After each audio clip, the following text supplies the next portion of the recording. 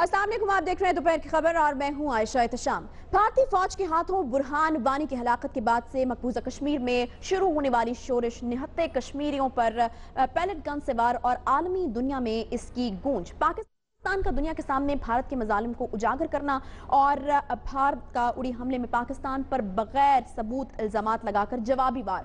मामला यहां तक आ चुकने के बाद भारतीय फौज भारी असलहे के साथ अगले मोर्चों पर पहुंच गई तो पाक अफवाज ने भी रेड अलर्ट जारी कर दिया। क्या जौहरी सलाहियत के हामी देरीना दुश्मन और हमसाय मालिक पाकिस्तान और इंडिया जंग को अफोर्ड करते हैं, जबकि भारत जानता है कि पाकिस्तान का दिफाई सिस्टम बहुत मजबूत है और किसी भी दुनिया की ताकत को तबाह कर सकता है। भारत की हालिया हिकमत अमली से हालात तो इस तरफ भी इशारा करते हैं कि पाकिस्तान को आलमी दुनिया में मनफी प्रोपेगेंडे से बदनाम करके इसे तन्हा किया जाए, जंग का समा पैदा करके कश्मीर के इशू से इसे पीछे हटाया जाए, लेकिन हर मोड़ पर नाकामी का सामना है। उधर भारतीय मीडिया भी इंतहाई गैर जिम्मेदाराना सहाफत के रिकॉर्ड पर रिकॉर्ड बना रहा है। झूठी खबरें नशर करने पर भारतीय वजारत दिफा ने हमले से मुतालिक तमाम रिपोर्टिंग पर सेंसरशिप आयद कर दी। ये पहली बार नहीं हुआ, पठानकोट हमला हो या फिर ढाका दहशतगर्दी का वाक़ा, हिंदुस्तानी मीडिया हर बड़े दहशतगर्द हमले का इल्जाम चंद ही घंटों में बगैर किसी सबूत के पाकिस्तान पर लगाता रहा है। इसी पर बात होगी। अपने मेहमानों से आपका तारुफ कराते चले।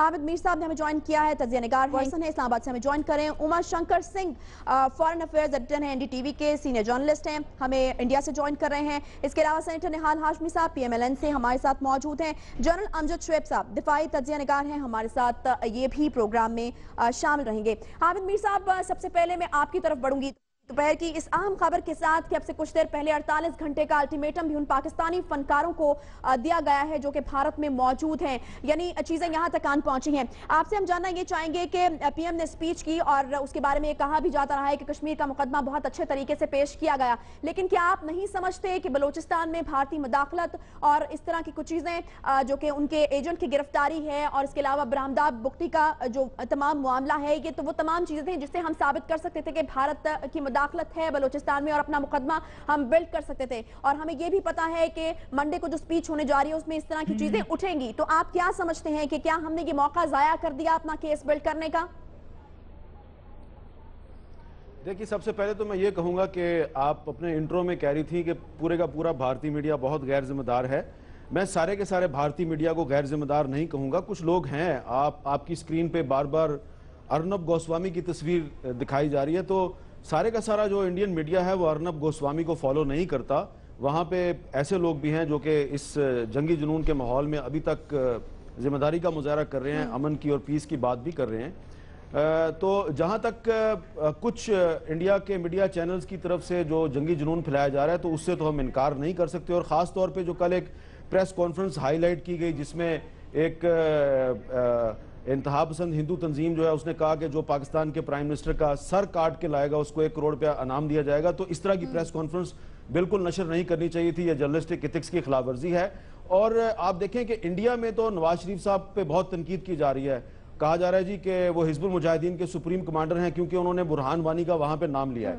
लेकिन पाकिस्तान में अपोजिशन पार्टीज और बहुत से जो एनालिस्ट हैं उनका ख्याल है कि नवाज शरीफ साहब की तकरीर में कश्मीर का मुकदमा तो बहुत अच्छे तरीके से पेश किया गया, लेकिन उन्होंने अपनी तकरीर में जो पाकिस्तान में जो इंडिया की मुदाखलत है उसका जिक्र नहीं किया। और खास तौर पे जो कुलभूषण यादव है उसका अगर वो जिक्र कर देते, दुनिया को बताते तो अच्छा होता। कुछ गैर जरूरी चीज़ों का जिक्र भी उन्होंने किया। नेशनल एक्शन प्लान जो है वो काफ़ी मुतनाज़ा हो चुका है, उसके बारे में बहुत सी पाकिस्तान में बहुत से लोग जो हैं वो उससे सेटिस्फाई नहीं हैं, उसका जिक्र करना जरूरी नहीं था। अगर उसकी जगह पे कुलभूषण यादव का जिक्र कर दिया जाता तो शायद नवाज शरीफ साहब को जो पाकिस्तान में उन पर तनकीद हो रही है उसका सामना ना करना पड़ता। क्योंकि अगर भारत की तरफ से कहा जा रहा है कि पाकिस्तान भारत में मुदाखलत कर रहा है और हमारी हुकूमत बार बार ये कहती है कि हमारे पास सबूत मौजूद हैं कि भारत की तरफ से पाकिस्तान में मुदाखलत की जा रही है, तो एक इंटरनेशनल फोरम पे ये बात जरूर होनी चाहिए थी और नवाज शरीफ साहब को कुलभूषण यादव का जिक्र करना चाहिए था। उन्होंने तो काफी रिस्ट्रेंट का मुजाहरा किया, लेकिन अब इंडियन साइड आप देख लें कि इंडियन साइड की तरफ से तो कोई रिस्ट्रेंट का मुजाहरा नहीं किया जा रहा, बल्कि उन्होंने तो आपके फनकारों को भी 48 आवर्स का डेडलाइन दे दिया और वो कह रहे हैं कि आप चले जाएं यहाँ से। यही बात तो लेकर मैं नाविद मीर साहब उमा शंकर सिंह साहब की जानिब जाना चाहूंगी। उमा, मैं आपसे जानना चाहूंगी कि ये जो धमकियां मिल रही हैं और हालात इस तरफ जा रहे हैं, तो आप क्या समझते हैं, ये स्टेट नैरेटिव है, ये समाज की अक्सरियत की अक्कास है, या फिर एक इंतहा पसंद ग्रुप है जिसकी ये सोच है? क्या कहेंगे आप, आपका क्या ख्याल है इस पर?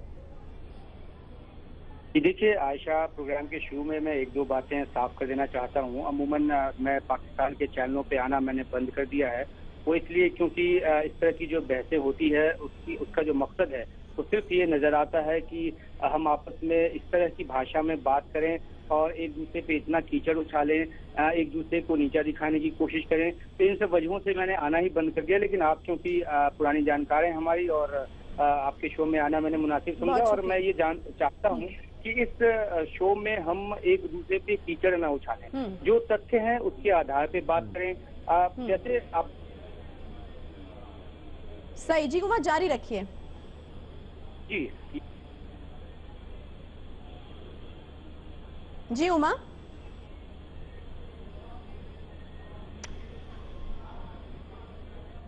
ठीक है। उमा शंकर सिंह हमारे साथ अब से कुछ ही देर में मौजूद हैं। उमा, आपको हमारी आवाज आ रही है?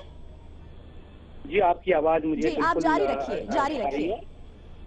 जी, मैं ये कह रहा था कि कुछ ऐसे एलिमेंट्स हैं जो देश में जो गुस्से का माहौल बना है उसको आधार बना के कुछ ऐसा कर गुजरना चाहते हैं जिससे भारत, जो कि एक बहुत ही शांति प्रिय देश है, यहाँ का समाज, यहाँ के जो लोग हैं बहुत ही शांति प्रिय हैं। पाकिस्तान में भी ऐसे लोग हैं, मैं दर्जनों बार वहाँ पे आया हूँ, सबसे मिला हूँ। मैं ये कह रहा हूँ कि जो अच्छे एलिमेंट्स हैं उनकी जगह इस समय गौन हो गई है, वो कहीं नजर नहीं आते, वो आपस में शांति से बात करते नजर नहीं आते, सॉल्यूशन क्या होगा उसकी बात करते नजर नहीं आते। और हामिद मीर साहब ने एक बड़ी अच्छी बात कही कि मीडिया का एक तबका यहाँ पे है जो कि वॉर मॉन्गरिंग कर रहा है, कई सारे एक्सपर्ट्स हैं जो इस काम में लगे हुए हैं। मेरा कहना सिर्फ इतना है कि एक घटना हुई है उरी में, उसके पहले एक पठानकोट में घटना हुई। बात जब आतंकी हमले की होती है तो भारत का मौजू ये होता है कि ये तथ्य हैं, इस तथ्य की आप जांच करें और जो दोषी हैं उनको आप सजा तक पहुंचाएं। आपने देखा होगा पठानकोट हमले के बाद किस तरह से दोनों देशों के प्रधानमंत्रियों ने आपस में बात की, बात करने के बाद उन्होंने जांच को आगे बढ़ाने का काम शुरू किया, कुछ एक्शन भी वहां पे लिया गया जैसी सलाह हमें। अच्छा उमा, ये बताएगा कि इतनी जल्दबाजी दिखाने की जरूरत क्या है, इतनी जल्दबाजी क्यों दिखाई जाती है? हमने देखा कि 12 घंटे से भी कम का वक्त गुजरा था, आग अभी वहां पर बुझी नहीं थी और तहकीकात के लिए कोई टीम नहीं पहुंची थी और इल्जाम पाकिस्तान पर लग जाता है। आखिर ये रवैया क्यों है कि इतनी जल्दबाजी में और इतनी गैर जिम्मेदाराना तरीके से जो पाकिस्तान पर डायरेक्ट इल्जाम लगा दिया जाता है? देखिए, आप शब्द जो भी इस्तेमाल कर रहे हैं, गैर जिम्मेदाराना या जल्दबाजी में, बात यह है कि हर आतंकी हमले की एक पृष्ठभूमि है। पहले से जो कुछ होता आया है उनके खिलाफ कोई एक्शन नहीं हुआ है, उसका एक रिकॉर्ड है। इसके बाद जब उरी जैसी वारदात हुई और उसमें 18 जो सैनिक हैं वो शहीद हुए भारत के, उसके बाद देश में जो गुस्से का आलम पनपा, उसमें बहुत लोगों को लगा कि अब बहुत हो गया, अब जो है युद्ध एकमात्र रास्ता है। उन्होंने युद्ध की बात करनी शुरू कर दी। लेकिन आपको ध्यान होगा, आप अगर एक ऐसे मिनिस्टर की बाइट या ऐसे मिनिस्टर का कोई बयान बताएं जिसमें भारत सरकार की तरफ से कहा गया हो कि अब युद्ध एकमात्र उपाय है, मैं कम से कम मैंने तो नहीं देखा है। यहाँ पर रेस्टोरेंट बरत के चलने वाले भी बहुत सारे लोग हैं, हमारे जो विदेश राज्य मंत्री हैं वीके सिंह, जो कि खुद पहले आर्मी चीफ रहे हैं, उनकी तरफ से बयान आया कि चैनल के स्टूडियोज के जरिए युद्ध नहीं होता, हम देख रहे हैं, समझ रहे हैं, विकल्प तलाश रहे हैं, क्या कुछ हो सकता है अगर कोई सर्जिकल। ठीक, निहाल हाशमी साहब आपकी तरफ हम आएंगे। ये जो एक रवैया है जिसका हम जिक्र कर रहे थे कि बहुत ज्यादा जल्दबाजी दिखाई जाती है और पाकिस्तान पर इल्जामात की बौछार कर दी जाती है, तो हमने ये चीज मिसिंग देखी है प्राइम मिनिस्टर की जो स्पीच थी अक़वाम मुत्तहिदा में। हमने देखा कि जो बलूचिस्तान में दरअंदाजी के जो सबूत थे वो देने चाहिए थे, उस हवाले से भी बात करनी चाहिए थी। यही वो मौका था जब हम अपना मुकदमा बिल्ड कर सकते थे, तो आखिर ऐसा क्यों नहीं किया गया? जी उमा, आप कुछ कहना चाह रहे हैं? आपके जो हाई कमिश्नर हैं उनको यहाँ पे बुलाकर तलब कर उनके साथ सबूतों का जो एक ब्यौरा है वो शेयर किया गया है और आगे भी कहा गया है कि अगर आपको सबूत चाहिए तो हम देंगे। फिंगरप्रिंट्स देने की बात हुई है कि पाकिस्तान के पास जो अपना नेशनल डाटा है फिंगरप्रिंट्स का, उसके साथ मिलाएं कि यहाँ जो 4 आतंकवादी मारे गए उरी में और उसके पहले जो पठानकोट में मारे गए वो उनकी पहचान। अच्छा उमा, क्या पाकिस्तान ने पठानकोट की तहकीकात में ताउन नहीं किया गया था, बल्कि यहाँ से टीम गई थी, कोई वाज़ेह सबूत फराहम नहीं किए गए, टीम को जाए बकवा का दौरा उस तरीके से नहीं कराया गया जिस तरीके से कराना चाहिए था? ये चीजें भी तो अपनी जगह मौजूद है ना। अगर सबूत नहीं देना होता या एक्सेस नहीं देना होता तो पठानकोट के मामले में जो पाकिस्तान की तरफ से जांच टीम आई उसको आने ही दिया नहीं गया होता। उसके लिए सरकार की यहाँ बड़ी आलोचना भी हुई, अपोजिशन पार्टीज ने बहुत आलोचना की, क्योंकि उस दल में एक ISI मीर साहब, ये उमा जो बात कर रहे हैं, क्या आप इस इत्तेफाक करते हैं कि पाकिस्तान ने क्या आपको लगता है कि पाकिस्तान ने कभी ताउन नहीं किया? पठानकोट का जो तमाम वाकया आपके सामने है, उसके बाद पाकिस्तानी टीम जाती है, खुद ताउन की पेशकश करती है, क्या कहेंगे आप?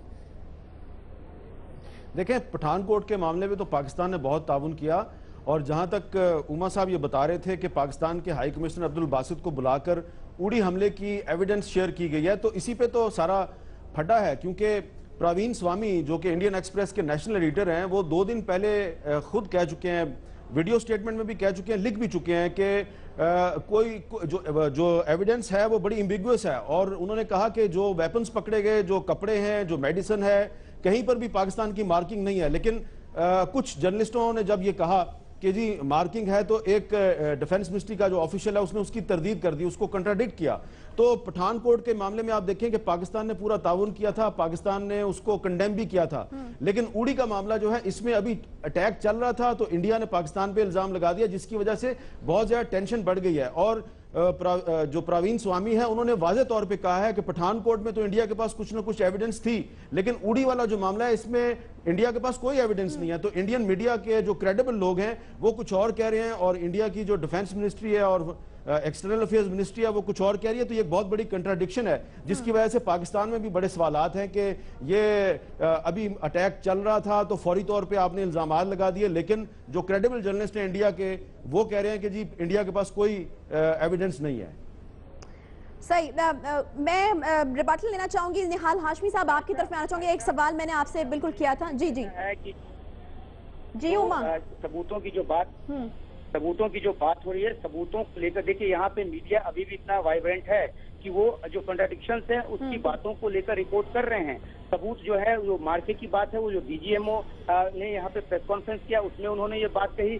NIA के हवाले से जो बात एक खंडन आया जो कि प्रेस में छपा था, उसकी बात अलग है। बिल्कुल आपकी बात बिल्कुल दुरुस्त, लेकिन एक सबूत ये भी है कि बलूचिस्तान से भारतीय एजेंट पकड़ा जाता है। निहाल हाशमी साहब, आपसे इसी पर रिएक्शन लेना चाह रहे हैं कि आखिर ये बात क्यों नहीं उठाई गई, और क्या आपको नहीं लगता था कि ये मुकदमा हम बिल्ड कर सकते थे, जो मौका हमने जाया किया है? निहाल हाशमी साहब, देखिए आयशा, प्राइम मिनिस्टर जब गए थे तो वहाँ पे कोई ना तकरीरी मुकाबले में गए थे, ना किसी बड़े हुजूम और जलसे को खिता।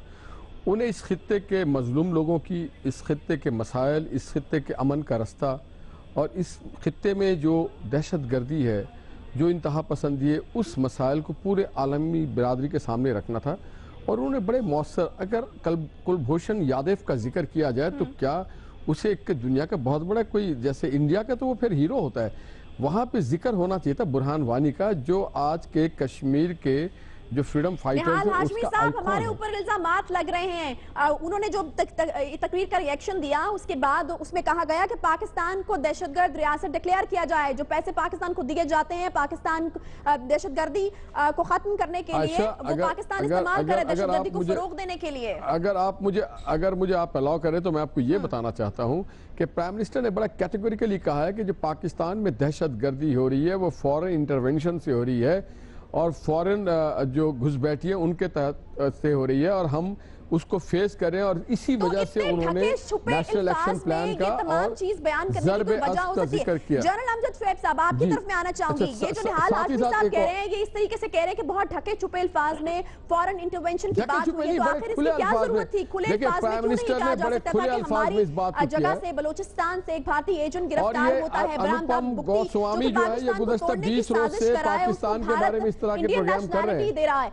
जनरल अमजद शुएब साहब, बिस्मिल्लाहिर्रहमानिर्रहीम। देखिए आयशा, बात यह है, ये इल्जाम तराशियां अपनी जगह पे, लेकिन मैं ओमर साहब को ये बताऊं, अगर वो समझे मेरी बात, कौन कौन सी ज्यादती है, कौन कौन सा पाकिस्तान के अंदर जुल्म है जिसका इन्होंने खुद एतराफ नहीं किया। 1971 से ले लें, बाकी तो छोड़ दें, और उसके बावजूद इनके अंदर इतनी, मैं समझता हूँ, अखलाकी जरूरत नहीं है कि ये कम से कम अपने अंदर झांक के देखें कि हम क्या करते रहे, और हमारे अंदर अगर कोई ऐसा आदमी आ गया है तो हम पाकिस्तान पे कोई इल्जाम लगाते हैं।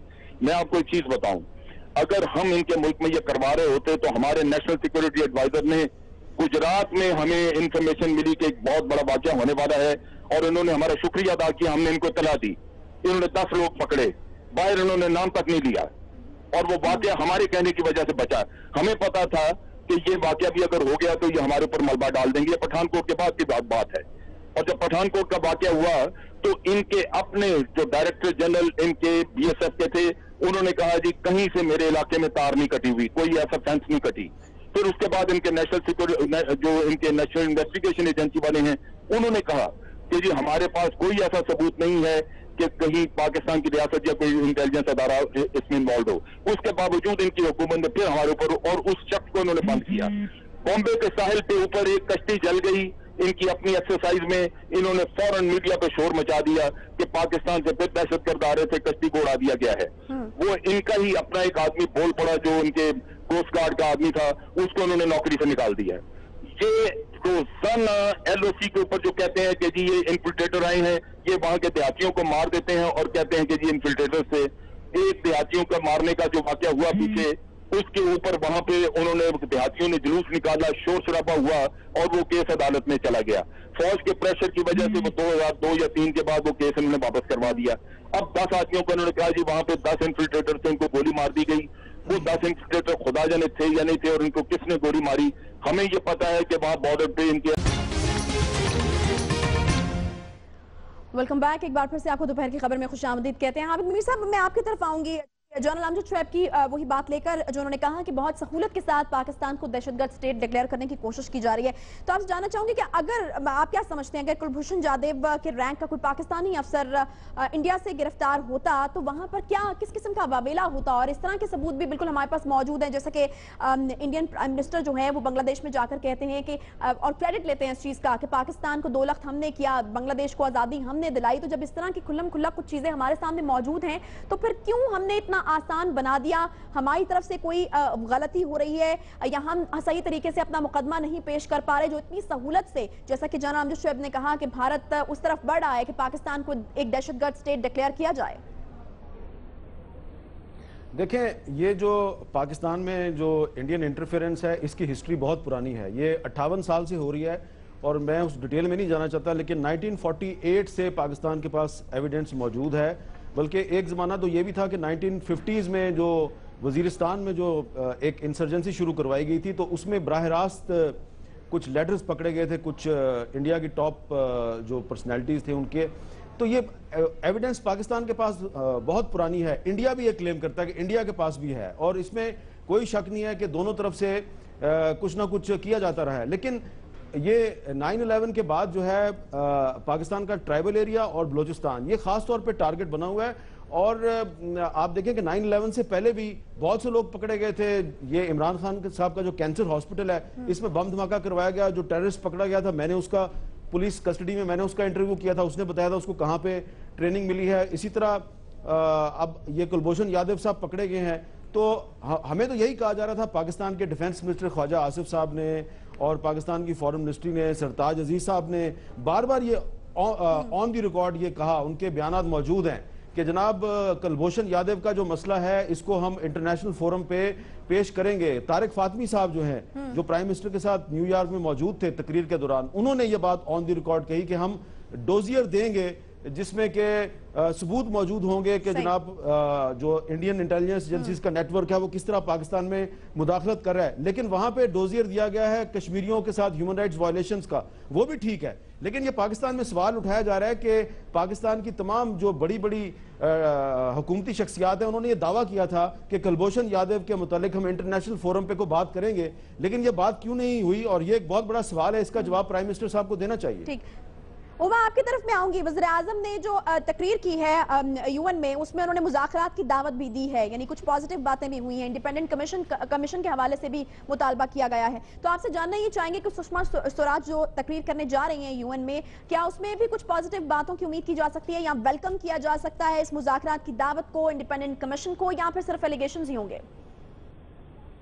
ये देखिए, अगर आप अपने प्राइम मिनिस्टर की बात करें, जो उन्होंने भाषण दिया, 80% भाषण जो था उनका वो कश्मीर को लेकर था। ये इस बात से किसी को शिकायत नहीं है या इस बात को लेकर किसी को इनकार नहीं है कि कश्मीर एक मसला है और भारत और पाकिस्तान के बीच एक बहुत ही जबरदस्त मसला है।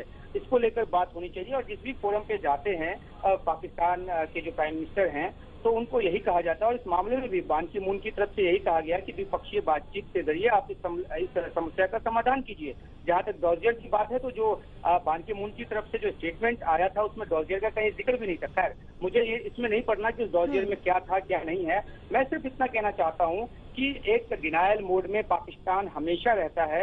अगर कोई समस्या है तो उसके समाधान की बात करने की बजाय अगर आप ये कहेंगे जो कि आर्म्ड स्ट्रगल की बात करता है, उस आतंकवादी को, हिजबुल के उस आतंकवादी को अगर यूएन के फोरम पे आप एक पॉपुलर लीडर कहेंगे तो इससे ही पता चलता है कि आप आतंक के कितने बड़े समर्थक देश हैं और किस तरह से आप चाहते हैं कि हिंसा के जरिए लोगों की जान की पे बात बने और उस चीज का आप समर्थन करते हैं। एक नेशन हेड के तौर पे आप वहाँ किसी आतंकी तंजीम के सरगना के तौर पे नहीं गए थे यूएन में, आप एक प्राइम मिनिस्टर के तौर पे गए थे। और बुरहान वानी जिसके वीडियो मैसेजेस वायरल हो चुके हैं कि वो जान लेने की बात करता था, जान देने डिनाइल की स्टेट में आपने कहा कि पाकिस्तान है, इंडिया, उमा आपको नहीं लगता कि इंडिया भी डिनाइल की स्टेट में है? क्या पर्सनली अगर आपसे पूछा जाए तो आप मजम्मत करेंगे उन 107 लोगों की जो वहां पर शहीद हो गए, 100 लोगों की बिनाई चली गई?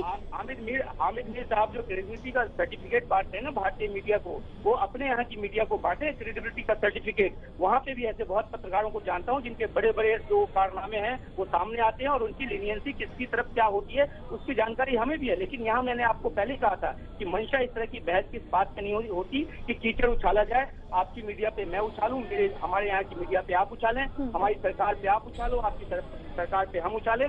बात अगर करनी है, बात अगर होनी है, अगर किसी पॉजिटिव उमा आप मुझे ये बताइए कि पर्सनली क्या आप इस चीज को कंडेम करते हैं? 107 लोगों की अगर जानें चली जाती है, 100 लोगों की बिनाई चली जाती है, आप क्या इसको मजम्मत नहीं करते? जी हामिद मीर साहब, देखिए इनको बड़ी तकलीफ हुई है। उमा शंकर सिंह साहब जो हैं इनको तकलीफ इस बात की हुई है कि मैंने प्रवीण स्वामी का नाम लिया है। ये प्रवीण स्वामी का नाम सुन के ना इनको बहुत गुस्सा चढ़ गया उमा शंकर सिंह साहब को, इसलिए कि प्रवीण स्वामी जो है उन्होंने कहा है कि जानते हो भाई मैं भी आपको जानता हूं, मैं भी अच्छी तरह जानता हूं।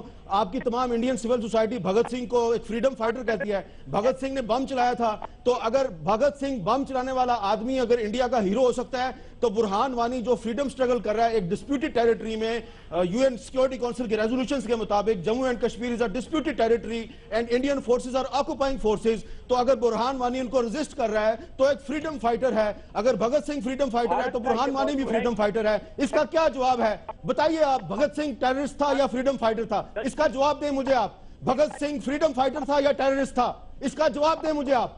एलिगेशन का जो बंडल है आप मेरे से सर्टिफिकेट, आपको बड़ी तकलीफ हुई है कि मैंने प्रवीण स्वामी का नाम लिया है। प्रवीण स्वामी एक क्रेडिबल जर्नलिस्ट है, मैं उसको क्रेडिबल जर्नलिस्ट कह रहा हूं। अगर आप उसे जेलस हैं तो इसमें मेरा क्या कसूर है भाई? आपको क्या प्रॉब्लम हुई है अगर मैंने कह दिया? आप मेरे सवाल का जवाब दें। आप बताइए कि भगत सिंह फ्रीडम फाइटर था या टेररिस्ट था? आपका सारे का सारा इंडिया, पूरे का पूरा इंडिया कहता है कि भगत सिंह एक फ्रीडम फाइटर था। अगर भगत सिंह फ्रीडम फाइटर है तो बुरहान वानी भी फ्रीडम फाइटर है। आप इसका जवाब दें, मुझे इस बात का जवाब दें आप। भगत सिंह फ्रीडम फाइटर था या टेररिस्ट था? जवाहरलाल नेहरू कहता है कि भगत सिंह फ्रीडम फाइटर था। और बताइए महात्मा गांधी को क्या किसी मुसलमान ने कत्ल किया? महात्मा गांधी को किसी पाकिस्तानी ने कत्ल किया? महात्मा गांधी को आपके एक हिंदू भाई ने कत्ल किया। अब हर कत्ल का, हर दहशतगर्दी का इल्जाम पाकिस्तान पर लगा देते हैं।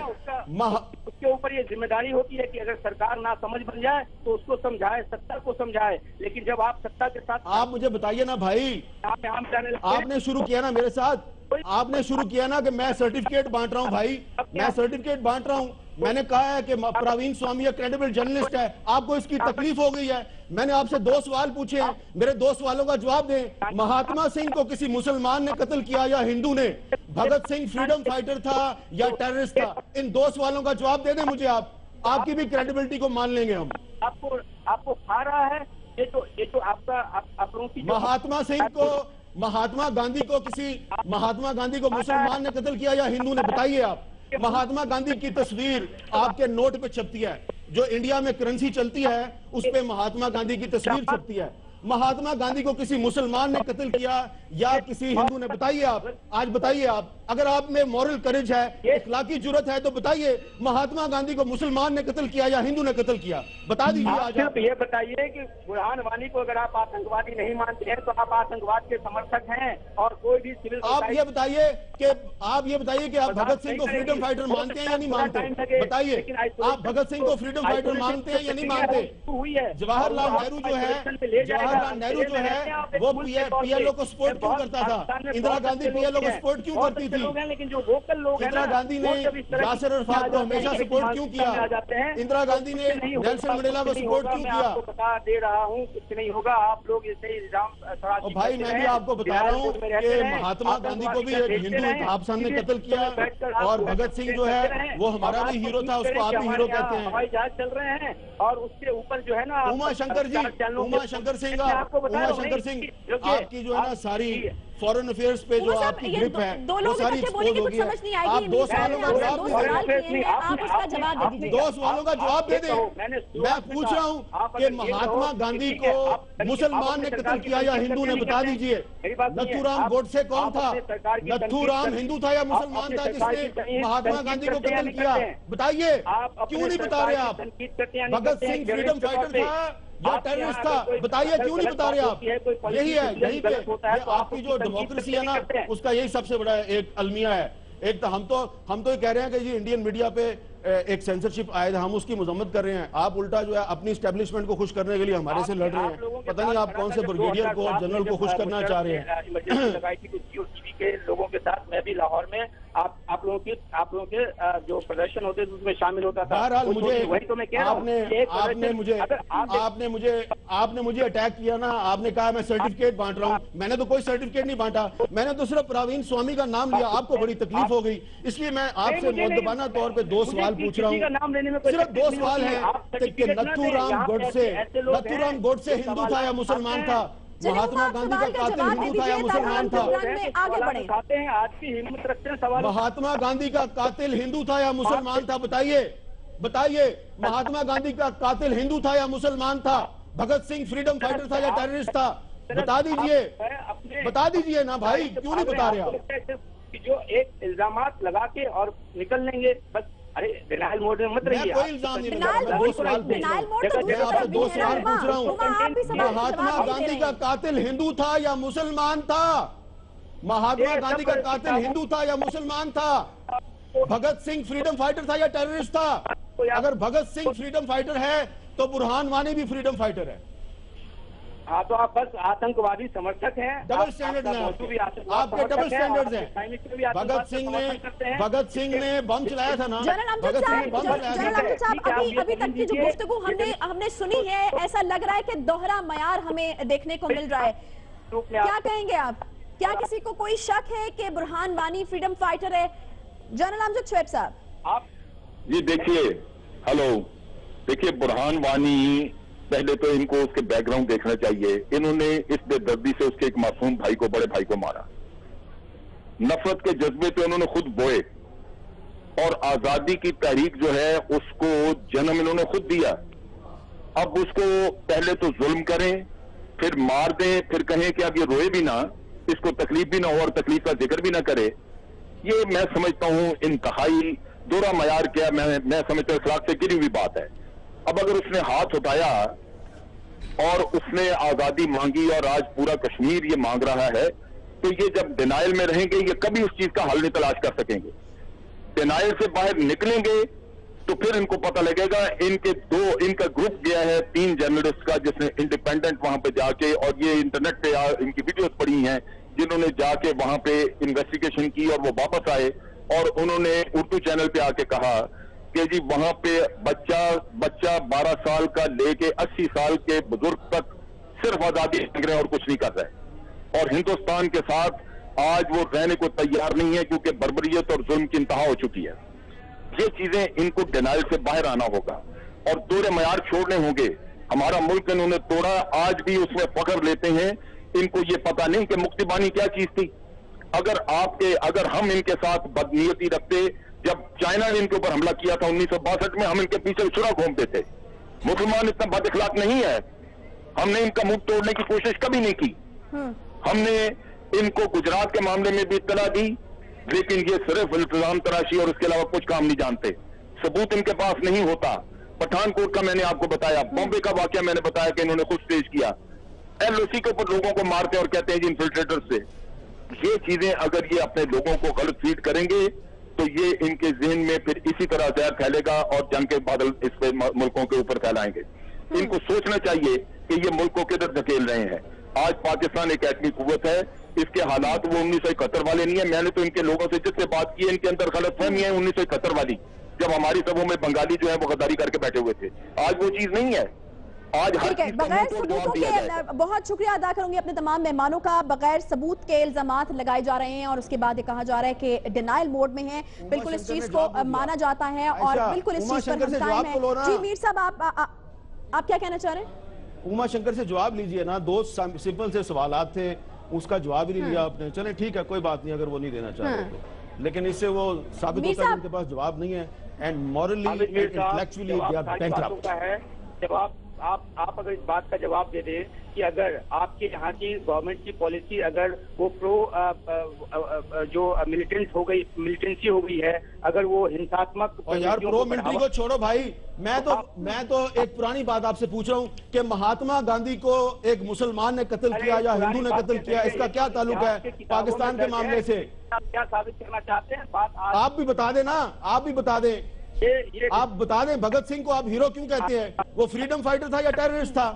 उस मुद्दे पर नहीं हो रही बात। आसमा जहांगीर जो है ना, आसमा जहांगीर ने भी ये कहा है, पाकिस्तान में आसमा जहांगीर को जानते हैं आप? आसमा जहांगीर भी ये कह रही है कि इंडियन आर्मी जो है वो मकबूजा जम्मू कश्मीर में जुल्म कर रही है। तो पाकिस्तान में हर बाज़मीर आदमी जो है वो ये समझता है कि आप जुल्म कर रहे हैं। हमारे जो डोमेस्टिक प्रॉब्लम्स हैं वहां पे हम जो भी कर रहे हैं, लेकिन आप लोगों का आपका मैं सारे इंडियन मीडिया को नहीं कह रहा, मैं अभी भी कह रहा हूं कि इंडियन मीडिया में क्रेडिबल लोग हैं, लेकिन आप उनमें शामिल नहीं है। सरकार अपनी सोसाइटी, आपको बड़ी तकलीफ हुई है, बहुत तकलीफ हुई है आपको। आप अपनी आर्मी की कोताहियां जो हैं, उसकी जो नाकामियां हैं, उसको छुपाने के लिए आप इल्जाम लगा रहे हैं, सवाल का जवाब ही नहीं दे रहे। मैं पूछ रहा हूं, महात्मा गांधी को मुसलमान ने कत्ल किया या हिंदू ने? आप कहते हैं जब तारीख की किताब पढ़ लो, दोहरा मयार तो को आपको ये दूसरी कहने जानिब में भी नजर आ रहा है। फ्रीडम फाइटर बिल्कुल है बुरहान वानी और कश्मीरों के हक खुद इरादियत की हिमायत पाकिस्तान करता रहेगा और वो अपने हक के लिए लड़ रहे हैं और इसमें कोई शुबा नहीं है कि कश्मीर एक डिस्प्यूटेड टेरिटरी है। बहुत शुक्रिया हामिद मीर साहब, सिंह, सेक्रेटरी निहाल हाशमी साहब और जनरल अमजद शुएब साहब हमें ज्वाइन करने के लिए। दोपहर की खबर का वक्त यहाँ पर खत्म होता है, आपसे मुलाकात होगी। पीर को अपना बहुत सारा ख्याल रखिए। अल्लाह हाफिज।